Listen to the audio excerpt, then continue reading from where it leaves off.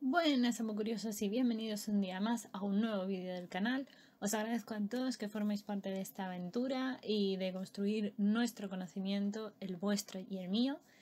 Espero que estéis bien, que estéis deseando aprender cosas nuevas o refrescar en vuestro cerebro aquellas cosillas que habíais olvidado y que vamos a intentar ir aprendiendo y o refrescando, insisto, en estos vídeos y en este vídeo de hoy, sin ir más lejos. Y ya sabéis, por aquí os dejo las redes sociales donde encontrarme y siempre podéis leer cosillas que pongo y demás cosas. También tenéis el correo. Bueno, me podéis localizar de mil formas, estoy disponible para vosotros. Y dicho todo esto, comenzamos con el tema de hoy. La interconversión de nucleótidos monofosfato en nucleósidos trifosfato también es importante, ya que el ATP más el AMP, os recuerdo que dan 2 ADPs con la adenilatoquinasa. El ATP también participa en la formación de otros nucleótidos difosfato mediante la acción de unas enzimas llamadas nucleósido monofosfato quinasas, que transfieren un grupo fosforilo entre los nucleótidos y presentan especificidad de base pero no de azúcar. Así la reacción es reversible, y la síntesis de nucleótidos trifosfato a partir de nucleósidos difosfato está catalizada por la nucleósido difosfatoquinasa, no presentando especificidad ni de base ni de azúcar, por lo que la reacción es reversible y es bastante importante para mantener, como digo, el equilibrio de los nucleótidos. El catabolismo de los nucleótidos implica que los ácidos nucleicos degradados proceden de dos fuentes, la intracelular, que es el recambio del RNA mensajero inestable, por ejemplo, las rutas de reparación también del DNA, o la muerte celular, de los cuales ya hemos hablado dentro de la bioquímica molecular, o la extracelular, que es la digestión de los ácidos nucleicos ingeridos con la dieta por la vía principal. También hemos hablado ya de esto previamente. Los ácidos nucleicos ingeridos, en cualquier caso, son degradados en el duodeno por la acción de la endonucleasa pancreática, o mejor dicho, las endonucleasas pancreáticas, porque son varias, y la fosfodiesterasa intestinal, o fosfodiesterasas intestinales, porque, insisto, son varias, originando nucleótidos. Por acción de las nucleotidasas son hidrolizadas a nucleósidos, liberando así el fosfato.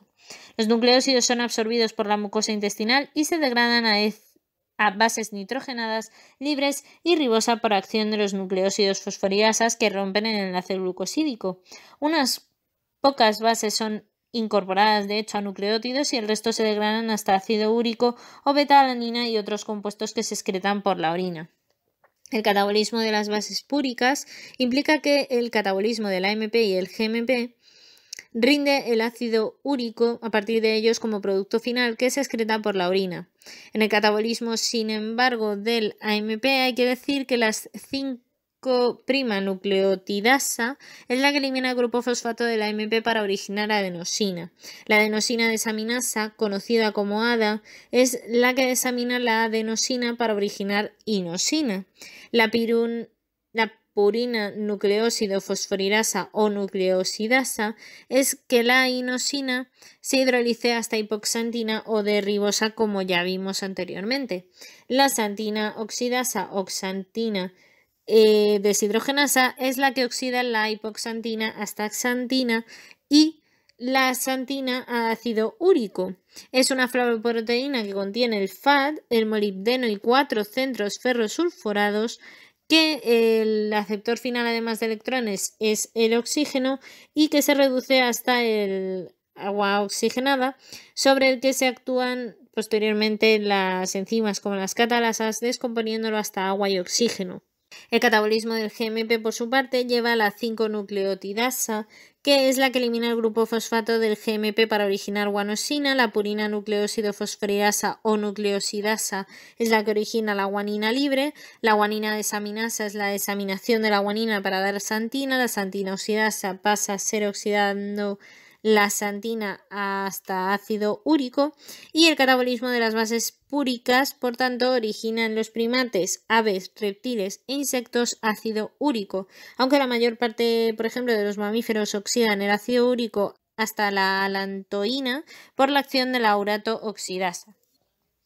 En los peces teleósteos, la alantoína se oxida, por ejemplo, al ácido alantoico y otros procesos, pero vamos, para que os hagáis una idea, esto os lo comento por encima. Ya os digo que cada grupo luego lo iremos viendo porque cada cada especie, cada grupo de animales y demás, al igual que cada grupo de plantas, tiene sus propias especificidades y no me quiero dedicar ahora a hacer generalidades porque en realidad cada uno tiene sus particularidades, vaya.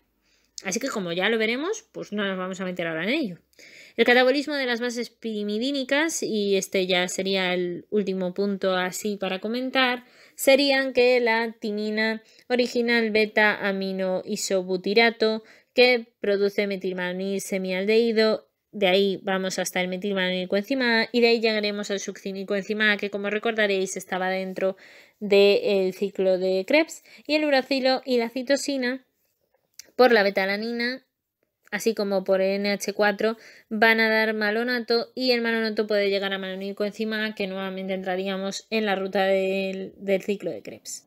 Y hasta aquí por hoy, amo curiosos. Espero que hayáis aprendido, que os haya resultado entretenido y sobre todo, ya sabéis, darle el pulgar hacia arriba, darle a la campana, dejaros las dudas, la información que encontréis que a lo mejor yo no he puesto sobre el tema, comentarios si queréis y demás aquí en el vídeo o en redes sociales o donde queráis.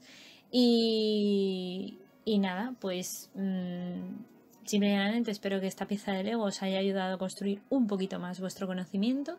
Y ya sabéis, nos leemos por redes sociales, nos vemos en el próximo vídeo. Muchas gracias. Ya sabéis que podéis compartir vuestro conocimiento siempre con todo el mundo. Y nada, que la ciencia y la fuerza os acompañe.